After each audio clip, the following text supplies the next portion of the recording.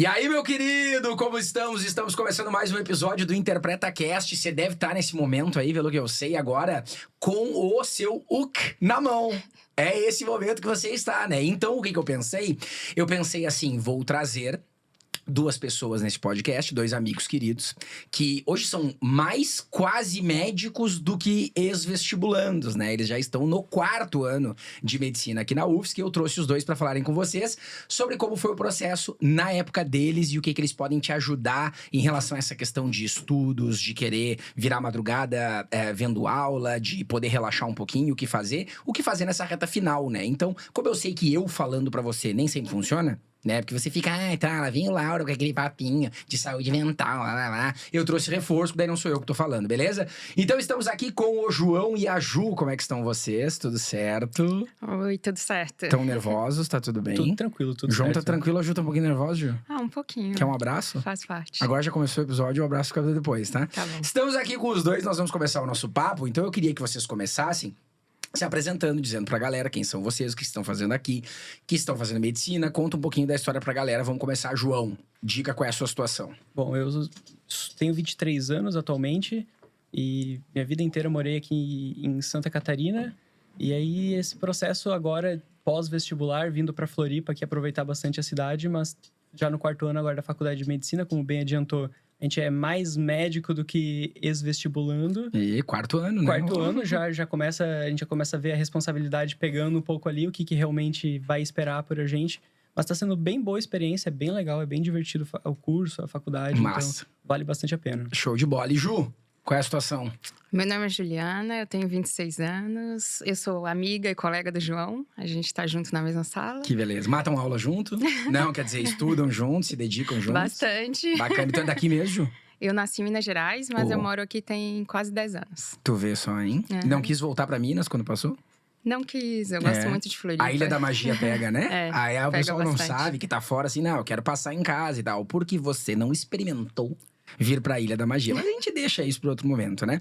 O que eu queria começar falando, então. Eu tava conversando com vocês, offline, fora do nosso episódio, e quando eu conversei sobre isso, eu conheço um pouco, pra galera que tá em casa saber, da história da Ju e do João. Conheço mais a história da Ju, porque ela foi minha aluna em cursinho presencial, na época que a gente tava ali passando. Ela vai contar um pouco de como foi a aprovação dela. Conheço o João de outros carnavais aí, em algum cursinho que eu trabalhava, ele já foi lá fazer algumas dicas e algumas falas. Achei bem legal a fala deles também, pra trazer pra vocês. O que tá em pauta hoje, tá? Pra vocês saberem. Passar em medicina, eu posso falar com a experiência de quem preparou a galera na época de vocês e preparou agora. Então eu posso falar sem sombra de dúvidas que está mais difícil, tá? Já era muito difícil de passar, está cada vez mais difícil e mais concorrido. A gente fala, no meio dos cursinhos, assim, que a disputa por medicina, ela tá numa crescente, né? É quase tipo que nem a Bitcoin, sabe? Tá subindo, assim, né? Bitcoin. Em algum momento tem que cair aquele troço. Daí vai lá o Japão e faz não sei o quê, e caga tudo. Não é possível que continue pra sempre. A gente tá chegando num ponto que no Enem, porra, daqui a pouco vai ter que tirar 1040 na redação e vai ter que fazer 172 acertos. Se continuar assim, em algum momento vai ter que ter uma quebra, alguma coisa. Então a galera vai entrando nessa noia, vai se preparando cada vez mais e tal. E o que eu vejo na pauta, assim, hoje, se eu for ver em relação ao que eu falo de preparação e o que eu vejo por aí. Cara, eu recomendo muito o descanso, muito a importância de dormir bem, de fazer atividade física, de estar bem em relação a isso. E eu vejo uma galera indo para outro lado. Indo para o lado do não, eu tenho que estudar mais, porque medicina não é para qualquer um, então você tem que abdicar da sua vida, deixa para fazer amigos quando estiver na faculdade, aí você vai ter um amigo colega de faculdade. Queria saber o que vocês acham disso, né? Vocês ficam à vontade para discordar de mim, para concordar comigo, mas em relação a essa saúde mental e a vida social enquanto você é vestibulando. Na época de vocês, como é que vocês encararam isso? Pode responder quem quiser primeiro. Bom, eu posso começar então. Eu concordo muito com essa parte do descanso, essa parte de aproveitar seu tempo um pouco pro lazer, dividir as coisas. Eu acho que isso muito vai naquele âmbito da disciplina. Então, a gente tem coisas que a gente precisa fazer porque faz parte do processo de aprovar, faz parte do processo da gente conseguir chegar na faculdade. Mas durante esse período, a gente costuma ter muitos momentos em que dá vontade de desistir. Então, tem um momento bem pré-férias ali da metade do ano, ali mais ou menos em julho, satura bastante. Sim. Setembro satura bastante. Então, são momentos que a gente tem muita vontade de desistir E ter essas válvulas de escape são muito importantes. Vale muito a pena a gente ter um hobby que gosta, preservar um dia para você poder descansar, preservar momentos para você poder sair com a família, sair com um namorado, namorada, independentemente do que for fazer. Isso vale muito a pena. Mas você precisa muito conciliar e ter isso também, uma atividade física, um lazer, com a mesma disciplina que você tem de estudar. Se você seguir os seus estudos de uma forma totalmente descontrolada, não funciona. Mas se você também, tua vida pessoal, não estiver bem equilibrada, também não vai funcionar direito e a gente se perde no caminho no ano. Pois então, eu ouvindo tu falar assim e tal, a impressão que eu tenho que tu fala é que equilíbrio é a grande sacada. E uma das perguntas que surge ainda, depois pra gente ir pra Ju e ver o relato dela, mas que eu queria perguntar pra ti, João, como que o aluno sabe esse equilíbrio? Porque é isso que eles estão em casa pensando agora, entendeu? Claro que tu não vai ser o dono da razão que vai dizer pra eles qual é. Mas como é que tu via isso? Como é que tu se sentia assim? Eu fiz um episódio aqui sobre quando é que eu tô descansando e quando é que eu tô procrastinando. Como é que tu sentia que agora era a hora de parar e ir numa festa de um jantar com a família, ir num aniversário de um amigo, ou agora não, isso aqui eu tenho que deixar de lado e focar no estudo? Tá, eu gosto muito de pensar que às vezes a gente não percebe o cansaço necessariamente como sono. E isso é uma coisa que a gente fica esperando ter às vezes e não tem. O cansaço às vezes não aparece nisso. Sim. Aparece perdendo desempenho. Então, às vezes, a pessoa chega, vem fazendo simulado, vem fazendo exercício e começa a perceber, pô, agora eu tô... Quanto eu mais sei, parece que tá caindo o meu desempenho. Às vezes o cansaço aparece assim, falta de atenção, de concentração, do raciocínio lógico. Tudo isso contribui para chegar em algum momento e a gente conseguir parar e pensar que realmente descansar seria a solução. Mas quem tá no ciclo ali de estudar, não necessariamente consegue ver isso. Então, às vezes, se você tá vindo com desempenho, caiu esse desempenho, realmente pode ser um momento de cansaço extremo. Tá? Eu acho isso um excelente indicativo, porque às vezes eles perguntam pra mim, assim, professor, como é que eu sei que eu tô descansando e tal, que eu preciso descansar? E eu digo assim, olha, até o que nós conhecemos do mundo, né? Você tá lá estudando, vendo aula, fazendo questões, melhorando o teu desempenho, indo super bem. Do nada, você fez um simulado e caiu o desempenho, pode ser o simulado, que estava muito mais difícil, pode ser alguma coisa. Eu consigo garantir para você, eu digo para os alunos, o que não é. Você não emburreceu da semana passada para essa. Você não desaprendeu os conteúdos. Então, não é que a gente faz o diagnóstico, você tá cansado, mas por eliminação, o mais provável é que você esteja cansado, né? Então você equilibra em relação a esse processo. Mas acho uma dica excelente, porque perceber, pô, tá caindo o meu desempenho, tô numa aula lá, um troço que eu entendia bem, não tô entendendo. Talvez possa ser um sinal para dar uma equilibrada. Ju, você, enquanto tava lá na sua trajetória da rotina, assim, de estudo pro vestibular, era uma coisa mais maçante? Tu priorizava certas coisas? Não, eu concordo bastante com vocês. Eu sempre tentei manter na minha cabeça que esse período de estar estudando para o vestibular não era um período que eu tinha que parar a minha vida e ficar estudando. A minha vida não se resumia só àquilo.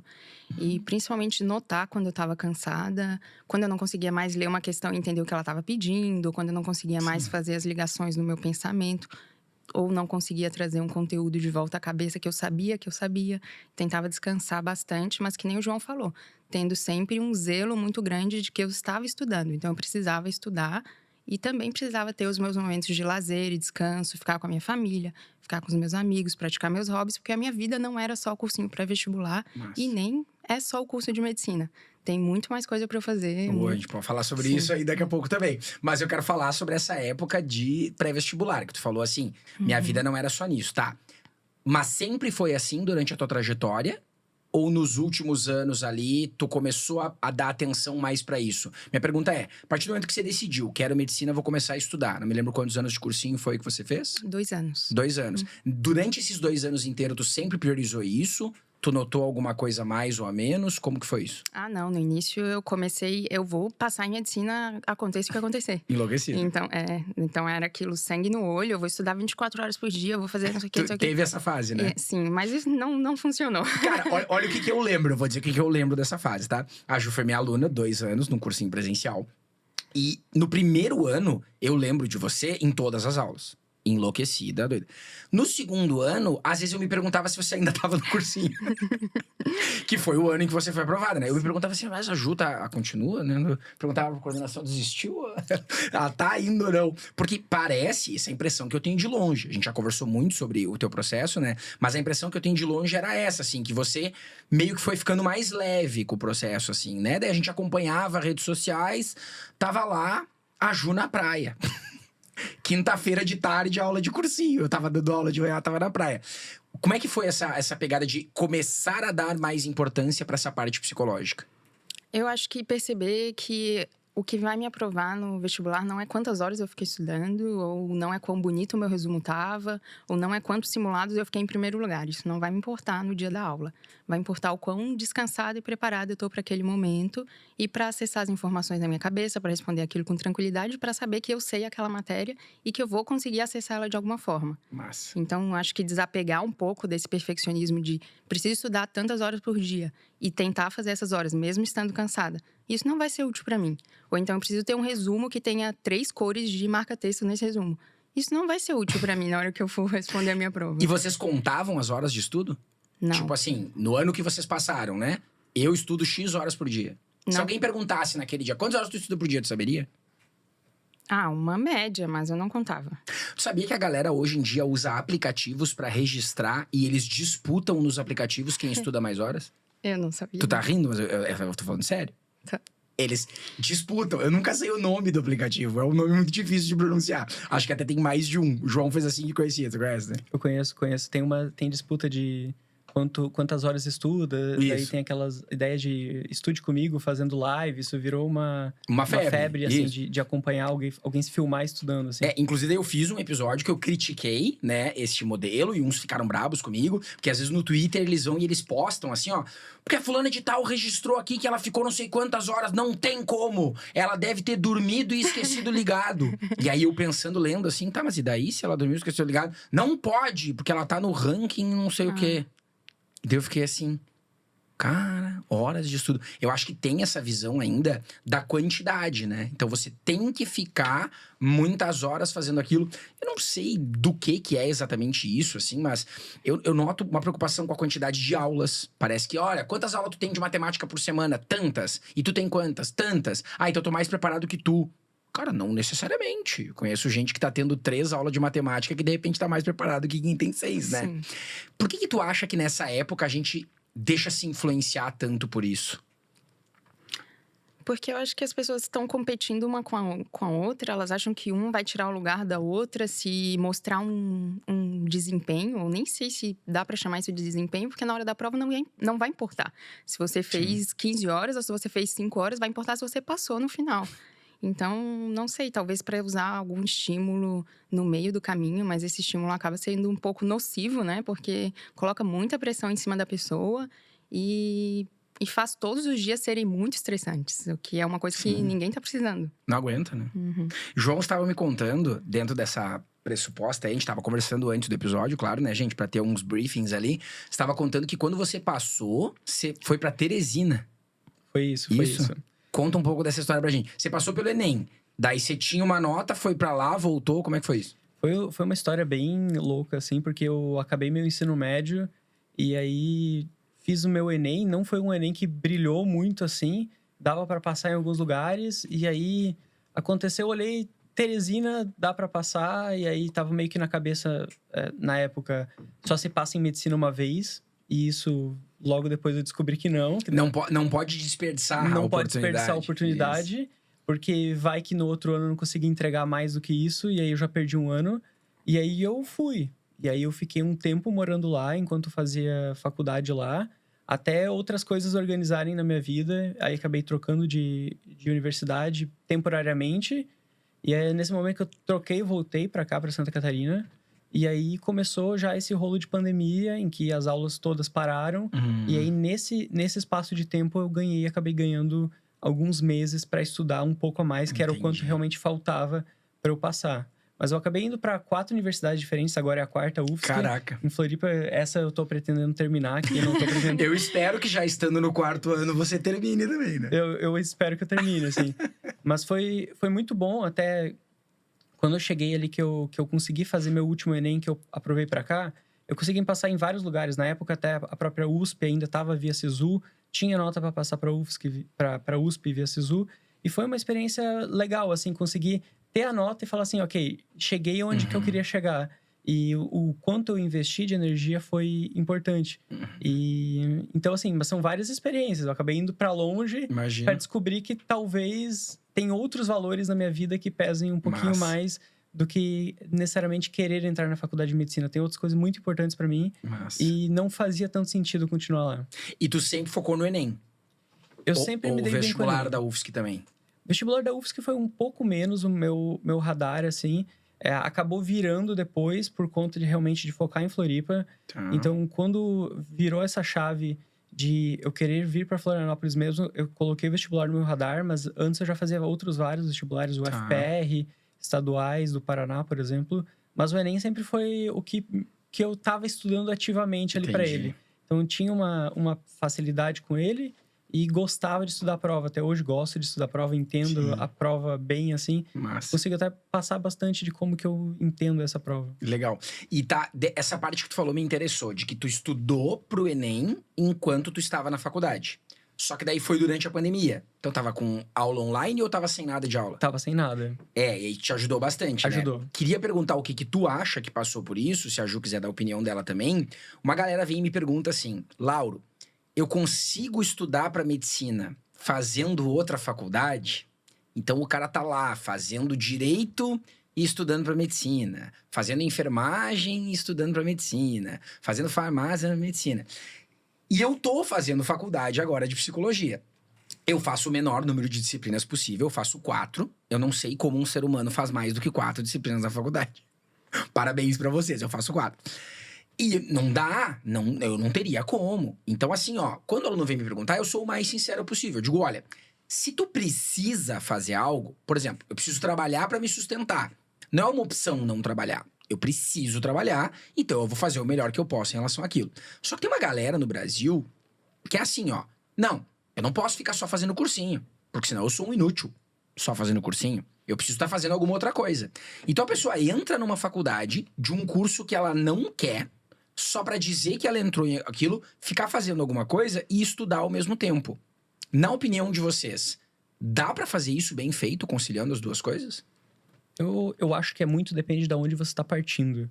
Então, tem alguns casos até de alguns alunos que eu conheço que foram para outras universidades, passaram em medicina em outras universidades, mas queriam USP, queriam fazer Unicamp, a UFSC mesmo, o FPR, e aí acabaram conciliando o estudo da faculdade com o estudo para o vestibular. Só que eram alunos que já estavam em um nível um pouco além, já haviam sido aprovados em algumas outras universidades, e isso já colocou a demanda deles muito menor do que precisava ser corrigido.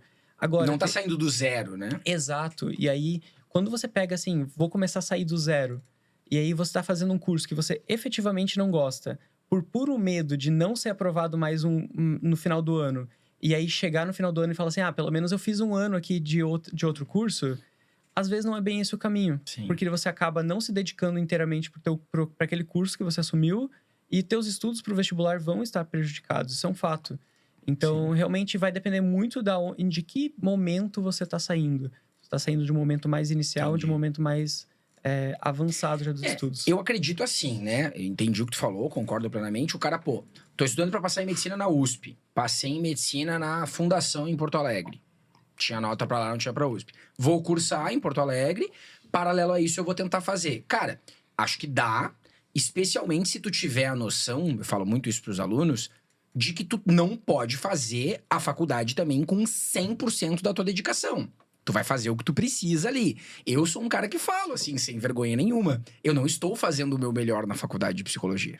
Né? O meu lema, faço o melhor que você pode, com as condições que tem. Na faculdade de psicologia eu faço o mínimo. E eu falo isso abertamente por quê? Porque a prioridade é o meu trabalho. Eu não posso largar o interprete. Se eu tivesse a ideia de não quero mais ser professor, não gosto mais, estou desiludido com a educação brasileira, vou virar psicólogo. Aí é outra coisa.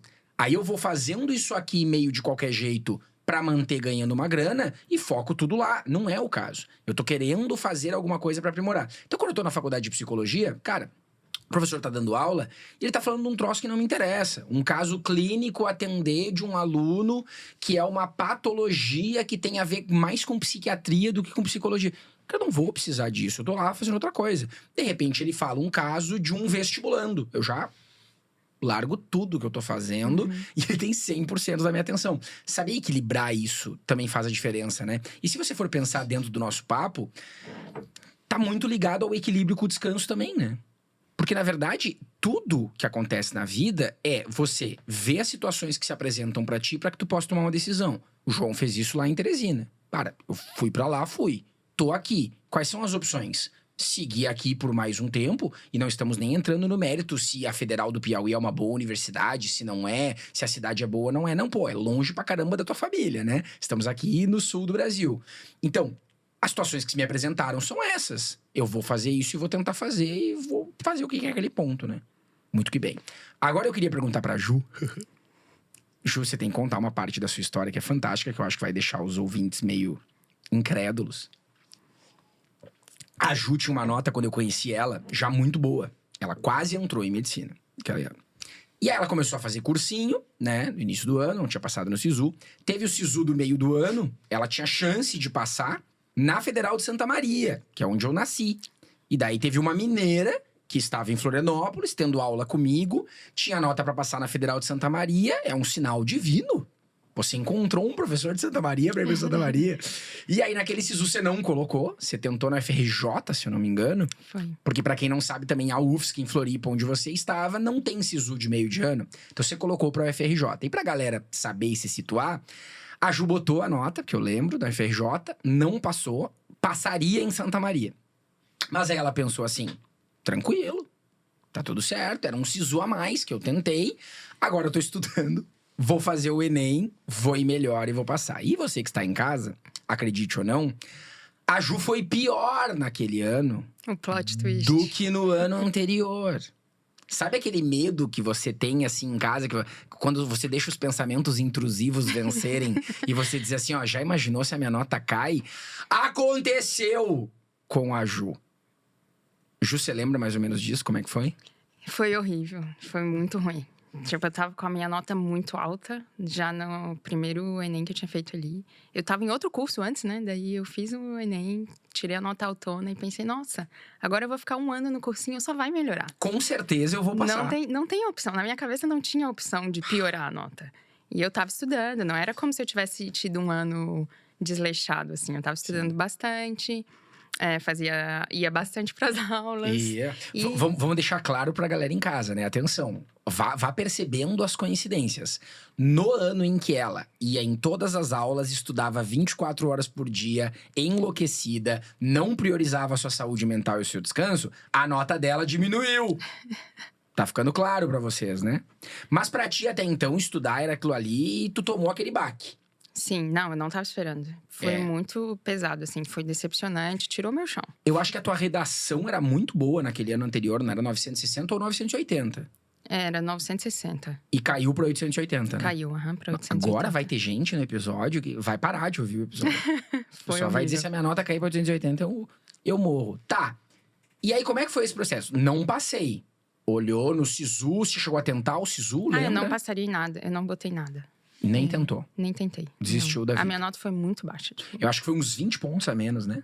A tua bem média. mais. Mais que 20 pontos a Eu menos. tinha tirado mais de 800 na primeira, e depois eu devo ter ficado com 750, 760. Amiga, como é que tu sobreviveu?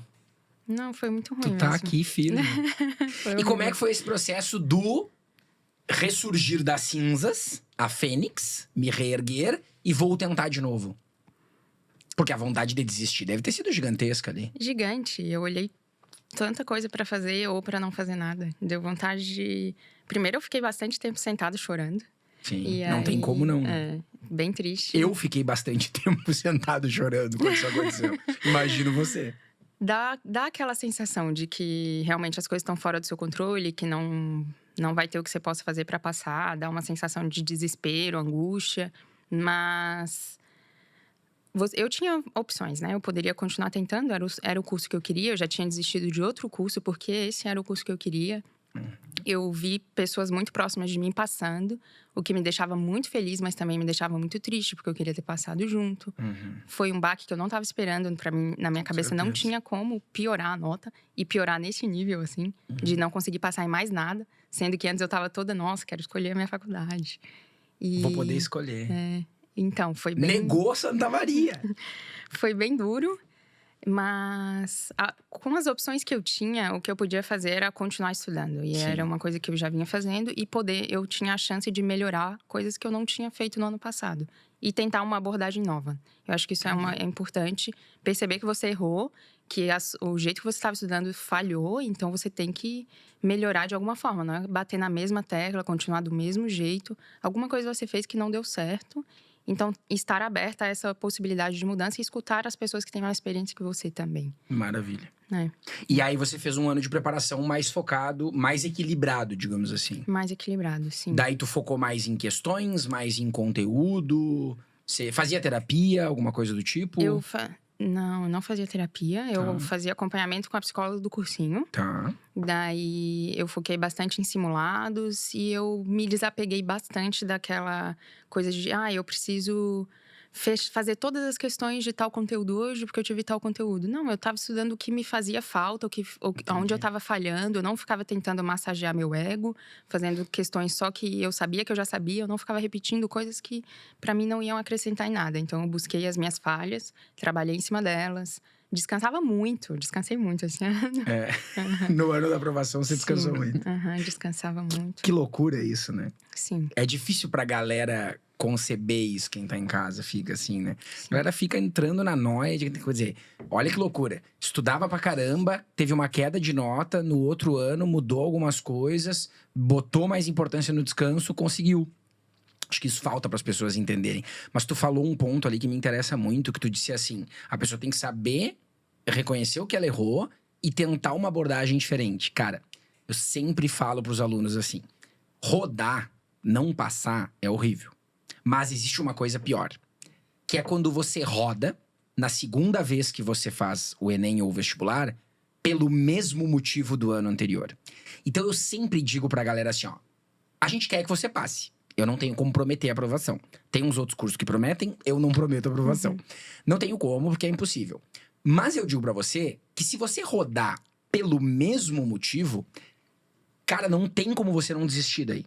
Entendeu? Isso é muito frustrante. Tipo, a pessoa vai lá e ela estudando linguagens humanas, natureza, matemática, redação.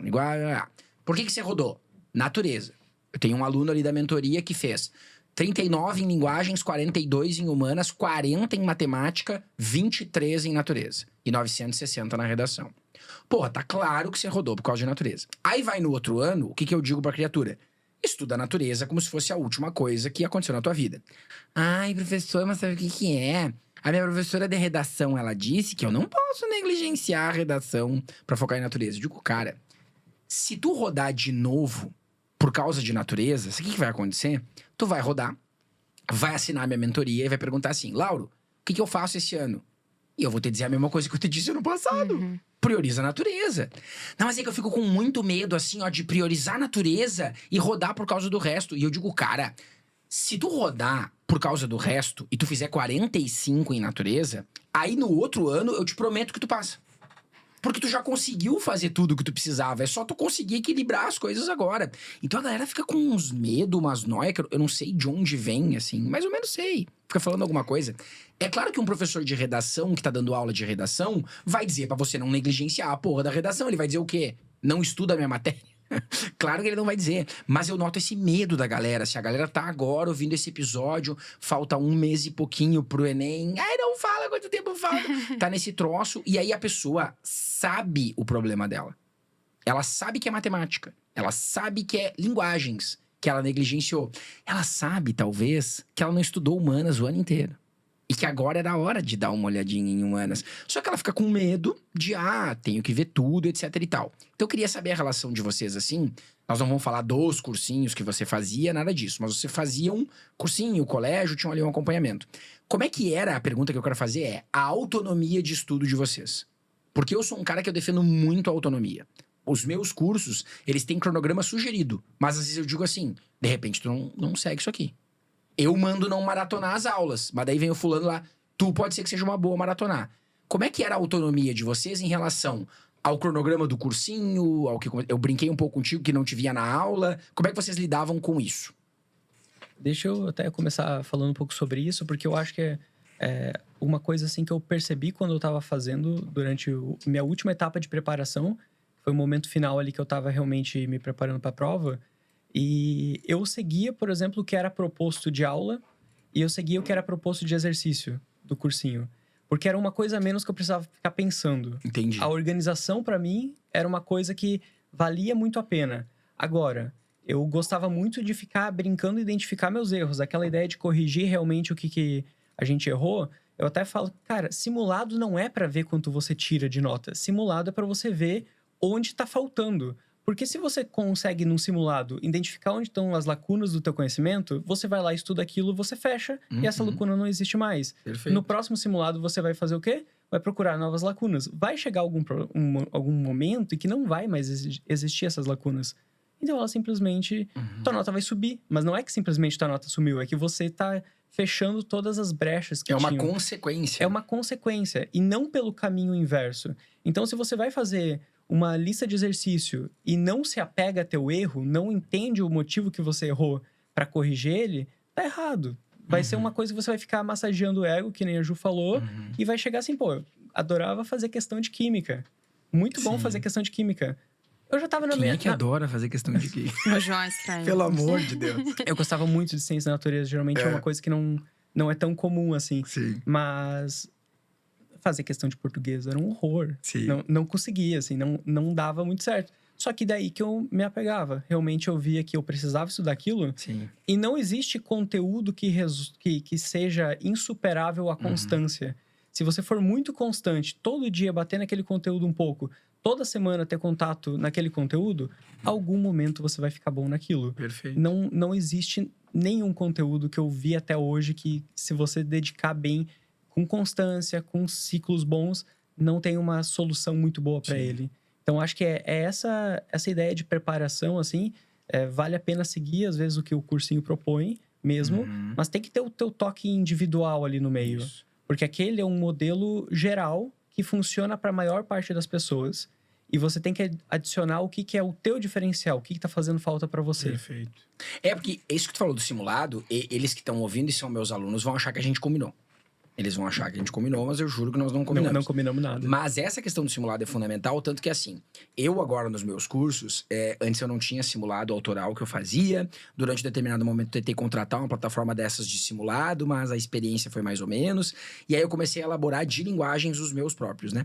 E quando eu elaboro um simulado de linguagens, eu até faço propositadamente ele com menos questões do que o Enem, eu faço com 30, simulado de linguagens, e eu passo para os alunos. O objetivo não é simular o dia da prova. Eu não fico preocupado, por exemplo, com um grau de distribuição de fáceis, médios e difíceis. Porque o que eu falo pra eles, né? De vez em quando é bom tu ter um simulado completo, o mais parecido possível com o Enem. Pra tu treinar o tempo, treinar a ação? Mas o meu simulado não tem esse intuito. O meu simulado é pra diagnosticar falhas. Eu vou fazer questões que eu quero que tu erre. Então, na resolução, os alunos ficam putos, porque eu começo a resolução e digo assim, ó...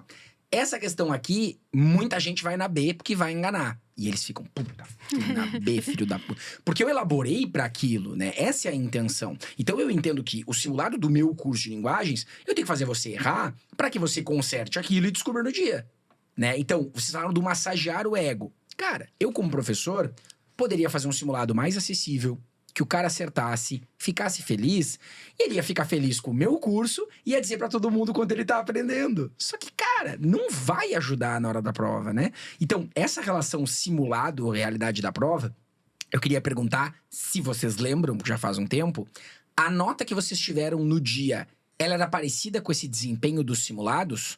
Os simulados de vocês eram constantes? A pergunta que eu quero fazer é se o dia da prova refletiu o desempenho que vocês normalmente tinham nos simulados, se vocês lembram disso. Ali naquele ano que eu não passei, eu ficava em primeiro em todos os simulados que tinha no cursinho. Tu ia muito melhor nos Eu simulados. ia muito bem, E daí, no segundo ano, eu não lembro mais como eu era. Tu nem dava bola. Eu tinha um pouco mais de autonomia, que nem você falou nos Entendi. estudos, sim. Entendi. Mas os simulados, tanto no primeiro quanto no segundo ano, eu usava bastante pro erro, assim. Eu acho que isso é um ponto bem crucial do estudo, que é usar o simulado. Fico indignado com isso. É. Sabe por que eu fico puto? Porque assim, ó, você ficava em primeiro no simulado, então você ia super bem nos simulados. E os alunos que vão mal no simulado, quando eles escutam alguém dizendo assim, ó, que tá fazendo 160 nos simulados, eles ficam, ai, meu sonho ter esse problema. Queria eu tá fazendo 160 nos simulados. E eu digo assim, amor, presta atenção. Eu tenho todos os tipos de alunos. Tem o cara que faz 100 nos simulados, tem o cara que faz 120, o cara que faz 140, o cara que faz 160. Eu sei que se tu tá fazendo 100, tu queria estar fazendo 160. Mas eu estou te avisando, que eu já tive vários alunos com 160 nos simulados, e a reação deles não é assim, ó, tô arrasando. A reação deles é assim, e se eu não conseguir fazer 160 no dia? Porque não adianta nada. Eu tá fazendo 160 em simulados e não consegui fazer no dia. E assim, ó, já falei várias vezes também, não dá pra contar nos dedos das mãos e dos pés o número de alunos que destroem simulado e vai mal no dia da prova. Por quê? Por causa do emocional. Então, tu lembra, João, os simulados que tu fazia, assim, como é que era? Eu costumava ser bem constante, assim. Mas teve algumas coisas que eu já percebia. Tipo, eu sempre fui pior em linguagens e sempre é melhor no segundo dia. Então, eu tinha mais ou menos essa ponderação, assim. Minha redação era sempre um ponto fraco. Eu corrigi ela naquele ano. Então, ok, eu já estava mais seguro. Minha prova de humanas, ela era boa. Eu sabia que estava legal. E linguagem já era algo que me prejudicava. Eu entrava na prova com uns 35, assim. De simulado, partindo mais ou menos nisso. E aí, quando eu fazia os simulados, tudo batia mais ou menos igual. Então, eu seguia mais ou menos o número de acertos, mais ou menos os valores que eu fazia normalmente. Quando cheguei no dia da prova, e talvez a Ju até lembre do ano que a gente fez o nosso Enem ali, que a gente entrou para a UFSC, foi um ano que a prova de linguagens foi muito mais difícil. Então, assim, quando eu cheguei em casa, eu abri qualquer coisa de rede social, toda a questão que o pessoal tava comentando eu tinha errado, de linguagens. Toda a questão. Aí eu pensei, cara, não é possível que eu tenha errado tanta questão. Aí eu fui contar, eu tinha feito 29 em linguagens. Com esses gabaritos, assim, um dava 30, um dava 31, um dava 29. Eu pensei, cara, 29 é ruim. Aí eu fui contar humanas deu 42. Aí eu pensei, beleza. Deu uma segurada. Vou me apegar no meu segundo dia, que eu sei que é quando que eu me garanto.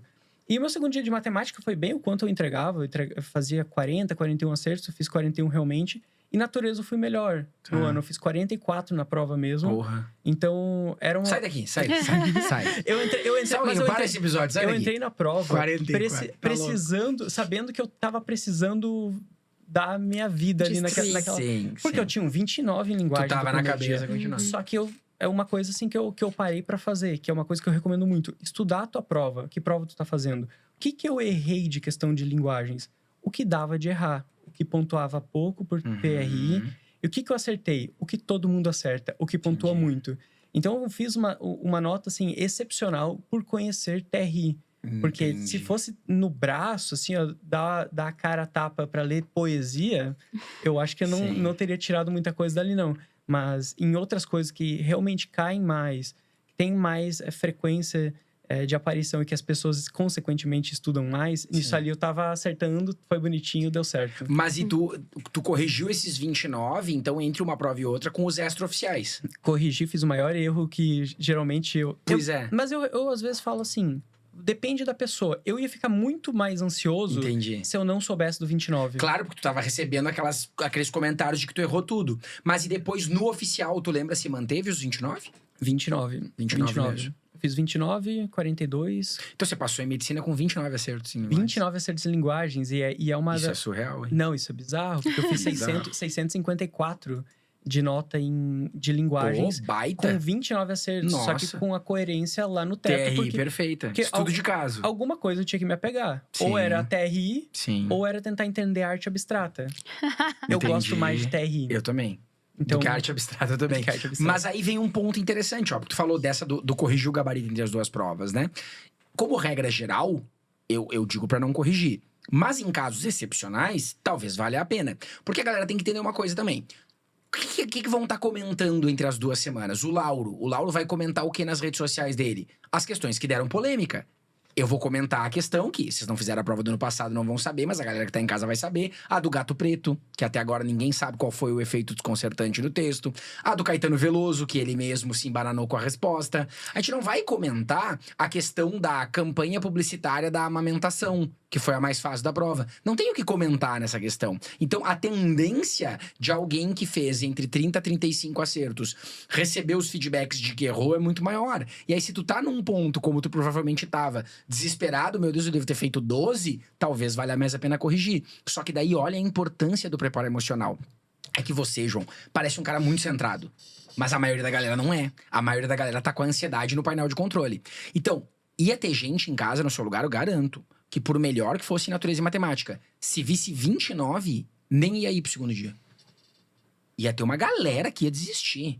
É só a gente ver os dados que o próprio INEP disponibiliza de pessoas que desistem no segundo domingo. Pô, eu recebo gente na mentoria. A primeira coisa que eu faço na mentoria é o cara me dizer como é que foi a prova do ano passado. Ah, eu não tenho a nota do segundo porque eu não fui. Cara, como assim você não foi, mano? Entende? Então, mais um indicativo que a gente mostra do quanto a preparação emocional é fundamental. No momento que você me fala que você corrigiu por um gabarito extraoficial, viu que tinha ido mal e aquilo te deu gás pra tu ir pra próxima, isso mostra um controle emocional muito importante. E que eu, com todo o carinho do mundo pra quem estiver ouvindo e tá nessa situação, duvido que alguém que estuda 14, 15, 16, 17, 18 horas por dia consiga ter essa estabilidade emocional, cara. Se o cara tá estudando 18 horas por dia, o cara tá surtado nesse momento.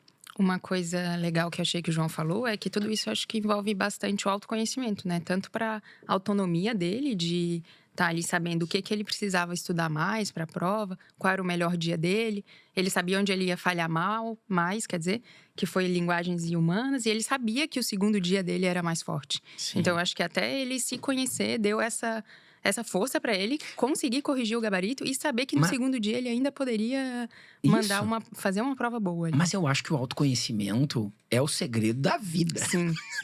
Não é o segredo do vestibular e do Enem. Sim. Mas é que às vezes eu acho que as pessoas se apegam muito a fazer o que os outros estão fazendo e negligenciam bastante o que elas têm na mão delas. Agora eles vão achar que nós combinamos.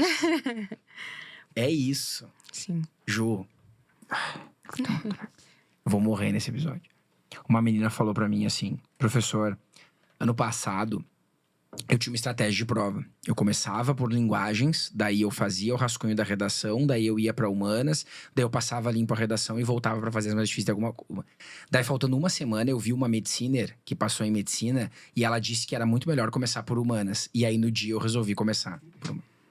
Ai. Como é que a pessoa troca a estratégia porque alguém que passou falou uma semana antes? Tu percebe o impacto que tem isso? Sim.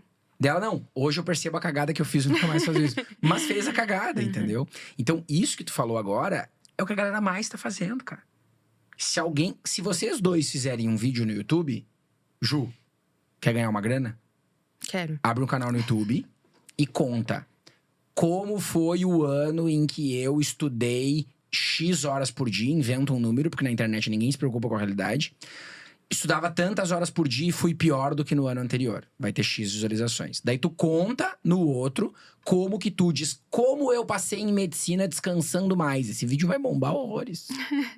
E aí o que as pessoas em casa têm que entender é que de repente tem um ouvinte pensando assim, ó. Tá. Então o meu negócio é, pra passar, descansar mais, que a Ju falou, estudar menos e menos na aula, e ir mal em linguagens. Daí se eu for mal em linguagens, eu passo. Não, gente, se você chegou aqui até o final do episódio entendendo isso, não é isso que nós estamos tentando falar. Tá? Autoconhecimento vai ser o diferencial da Ju e do João como médicos. O quanto você se conhece. O quanto você tá na faculdade, eu tenho certeza que teve umas disciplinas boas e umas disciplinas bosta. E que naquela disciplina bosta, talvez tu não ficou com uma nota tão boa. Só que se tu tiver o teu autoconhecimento e tu sabe que tu não ficou com uma nota boa naquela disciplina porque o professor não era, tá tudo certo. Tu não é menos médico, disso menos daquilo vai fazer. Autoconhecimento é fundamental pra, sei lá, pra tudo. Eu acho que te traz força tanto pra preparação quanto pro dia da prova. Você saber, cara, tô fazendo uma questão aqui, errei. Ou a questão tá muito difícil, você sabe que vai vir uma questão que você vai saber responder ali na frente, para te deixar estável. Eu acho que o que o João falou, que também é muito importante, é ser constante, né? no caso. Então, eu acho que ter esse autoconhecimento coloca as coisas um pouco mais sob controle. Acho que a gente não tem o controle da situação, Sim. mas saber o que a gente está fazendo, saber que não é o fim do mundo errar uma questão, Sim. não é o fim do mundo usar um tempo para descansar, para dormir mais, de fazer coisas que você gosta, eu acho que vale a pena. Saber que você está estudando e entendendo o processo, que é diferente do outro, né? Não vai ser alguém que vai chegar e vai te impor o que você tem que fazer. Falar, se você estudar 15 horas por dia, você vai passar. Porque não vai, não tem garantia. Sim. Eu não sei o que é que a galera pensa aqui. Se estudar 15 horas. Porque daí quando tu te impõe 15 horas por dia também, daí que tu não consegue cumprir, tu fica mal, né? E, cara, quando você vai fazer sua matrícula, ninguém te pergunta quantas horas você estudou por dia. Não tem isso. Genial. Não existe mais esse comentário dentro da sala de aula. Não tem, né? Não Não tem. existe. O lugar que tu passou, a posição que tu passou. Não existe. Não existe Eu isso. falo isso pra eles e eles não acreditam. Tem aluno que fica com medo de usar a cota que tem direito, porque daí os colegas vão passar que ele só passou por causa da cota. Não, ninguém se importa. Eu, na minha turma de faculdade, eu nem sei quem passou por cota ou não passou. Não faz absolutamente nenhuma diferença. Não sei como é pra vocês. E dentro da sala mesmo, tu percebe assim que cada um tem uma personalidade, cada um tem um jeito que fez pra entrar. Então tem gente que entrou do terceirão, tem gente que fez mestrado e depois do mestrado fez, tem gente que era pós-doutor e Imagina. entrou pra fazer faculdade, teve gente que estudou um pouco todo dia, teve gente que fazia intensivão.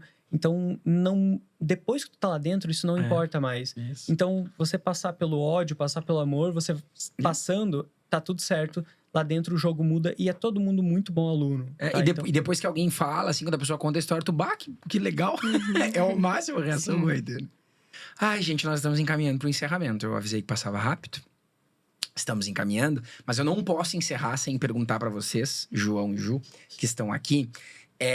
Com tudo isso que vocês viveram, imagina, já estou no 4º ano de medicina, então vocês passaram num tempo em que ainda não havia pandemia no mundo. Vocês passaram, estudaram, né? Imagino que vocês passaram por a fase ali de faculdade, no início da faculdade, na pandemia.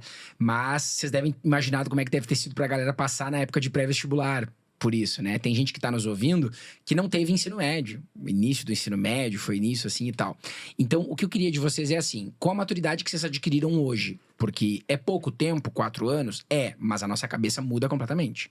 Tenho certeza que hoje vocês não pensam mais como vocês pensavam antes de entrar na faculdade. Se pudessem voltar no tempo. Vou voltar no tempo, viajante do futuro. Você, Ju, vai aparecer lá na sua janela do seu quarto pra você mesma. Vai dar um sustinho, vai dizer, não se assusta. Eu sou você no futuro.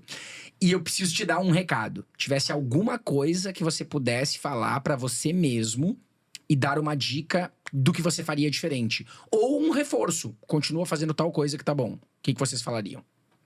Cara, eu acho que quando eu tava no cursinho, uma coisa que me pesava muito era o tempo. Eu achava que o tempo que eu tava passando lá era muito longo e que aquilo atrasava a minha vida. Eu me angustiava bastante pensando que aquilo era um tempo perdido. Sim. E daí isso às vezes me atrapalhava um pouco.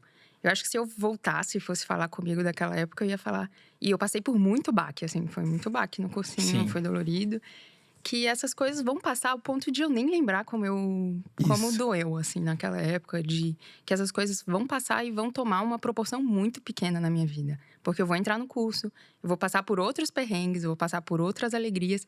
E aquela fase do cursinho vai ser só uma fase que agora parece que tem uns 10 anos. E que… Parece que foi outra vida. Parece que foi outra vida. E não vai ser à tarde que eu fiquei 5 horas estudando direto, ou com o meu bumbum dormente na cadeira estudando, que eu vou lembrar. Eu vou lembrar das pessoas, eu vou lembrar do meu professor Lauro, eu vou lembrar dessas coisas que me marcaram. E não de algum conteúdo aleatório que eu acho que vai me fazer ganhar uma questão no cursinho. Eu acho que se eu pudesse falar comigo, eu ia falar, Ju, é só uma fase. Eu sei que parece o fim do mundo agora, eu sei que parece um tempo gigantesco, um tempo perdido. Mas isso vai passar muito rápido e você vai entrar no curso e vai ser uma coisa muito pequena na sua vida. Pra corroborar a tua fala, a gente tava vindo pra cá, pessoal que tá ouvindo, e eu tive que lembrar a Ju do que aconteceu. Porque eu fui professor dela na época, e aí ela, o que eu vou falar no episódio? A gente tava fazendo ali um comentário assim, e eu digo, Ju, tu diminuiu a tua nota, teria passado no SISU, não botou na universidade, eu queria tentar outra, e no outro ano tu teve que erguer de novo, isso é uma baita história. E ela ficou assim, né? Mas como é que foi mesmo?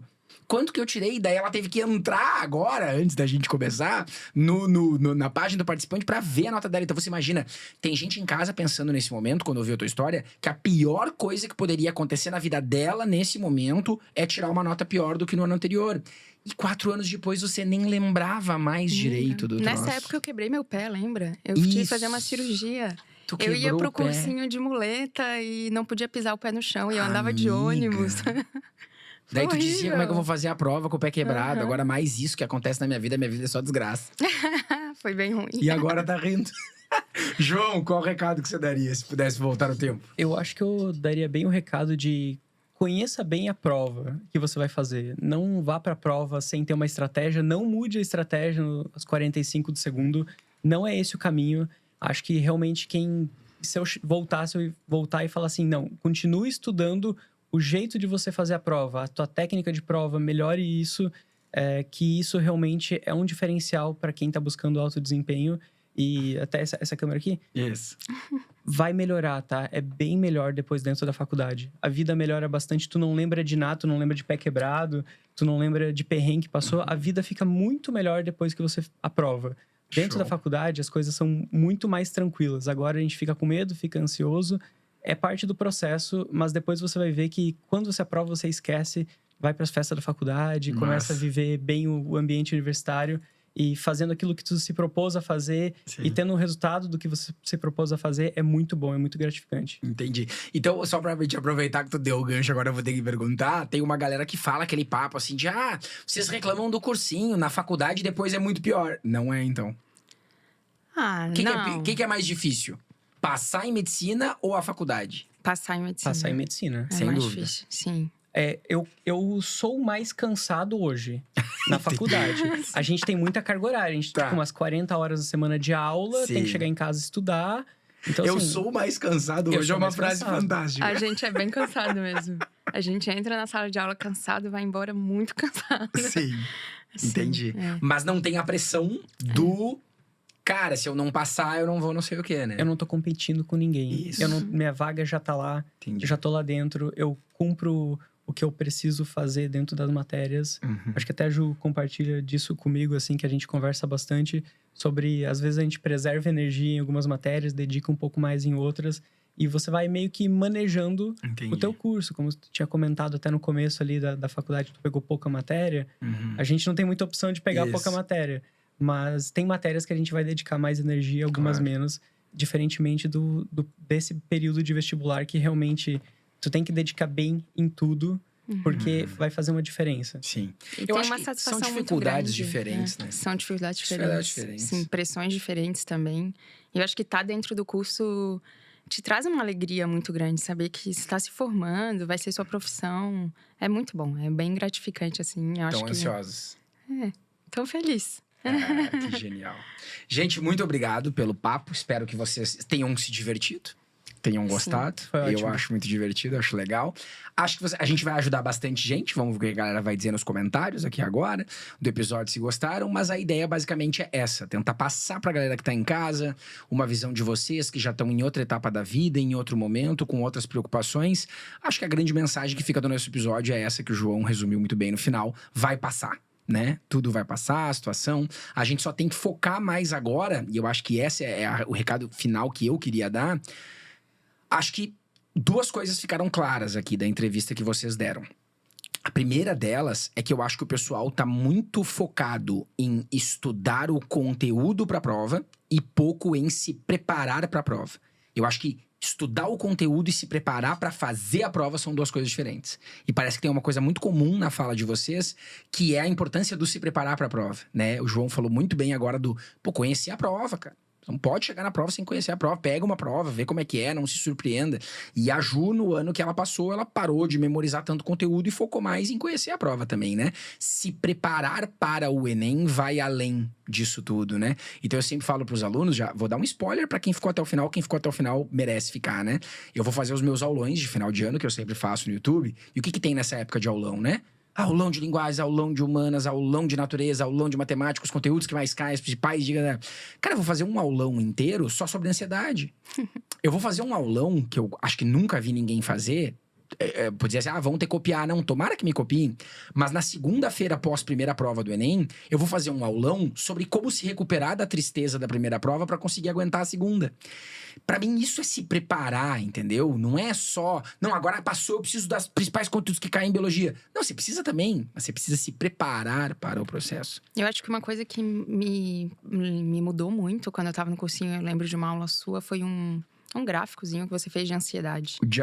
Da ansiedade pelo desempenho? Isso, e daí isso me marcou muito, porque eu via a ansiedade como uma coisa muito negativa, que eu tinha que abolir, eu tinha que rejeitar de qualquer forma, e daí… Quando você mostrou aquele nível de que tinha um grau de ansiedade que poderia ser útil pra mim, isso me rodou uma chavezinha na minha cabeça, me deixou atenta. Faz diferença. né? Me fez bastante diferença. E eu quis usar aquilo de uma forma positiva, assim, pra me ajudar no desempenho. Acho que foi bem legal. Esse ponto pra mim fica claro. E o segundo ponto que vocês falaram, da importância de estar bem no dia, né? Sim. Cara, é o seu dia de fazer. Quando você for médico e for fazer uma cirurgia, você tem que estar bem pra fazer a cirurgia. Né? Quando você for fazer qualquer coisa, tem que estar disposto naquilo. Sei lá, estão cansados agora. Pô, se tivesse uma prova do Enem agora pra fazer na saída do podcast, não ia ir bem, tô cansado e tal. Então, se preparar pra aquele processo. Acho que isso é muito importante também. Concordamos todos? Sim. Concordo. É isso? Galera, muito obrigado por terem vindo até aqui. Pra quem tá ouvindo, espero que este podcast te ajude. Nos vemos numa próxima. Vamos dar um tchauzinho pra câmera. Beijinho, beijinho e tchau, tchau. Tchau. Tchau.